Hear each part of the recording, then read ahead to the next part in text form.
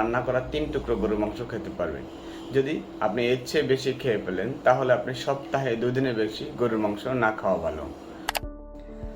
আসসালামু আলাইকুম সম্মানিত ভিউয়ার্স, আশা করি সকলে ভালো আছেন এবং সুস্থ আছেন।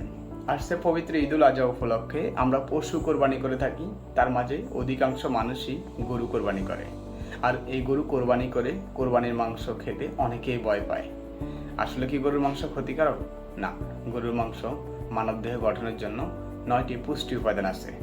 Protein, zinc, iron, riboflavin, vitamin বি12, vitamin বি6, phosphorus, selenium ইত্যাদি প্রোটিন থাকে। এই ধরনের উপকারিতার পাশাপাশি গরুর মাংসে আছে কিছু ক্ষতিকর দিকও। আসুন জেনে নিই গরুর মাংস খাওয়ার উপকারিতা এবং অপকারিতা।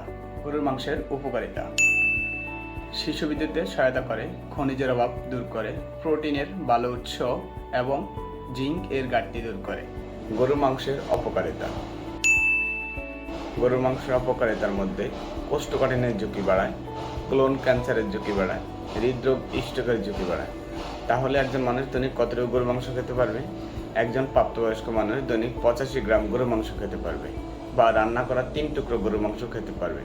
যদি আপনি এর চেয়ে বেশি খেয়ে ফেলেন তাহলে আপনি সপ্তাহে 2 দিনের বেশি গরুর মাংস না খাওয়া ভালো। ভিডিওটি দেখার জন্য আপনাকে অসংখ্য ধন্যবাদ। লাইক, কমেন্ট, শেয়ার করে অন্যকে দেখার সুযোগ করে দিন। আল্লাহ হাফেজ, ভালো থাকুন, সুস্থ থাকুন।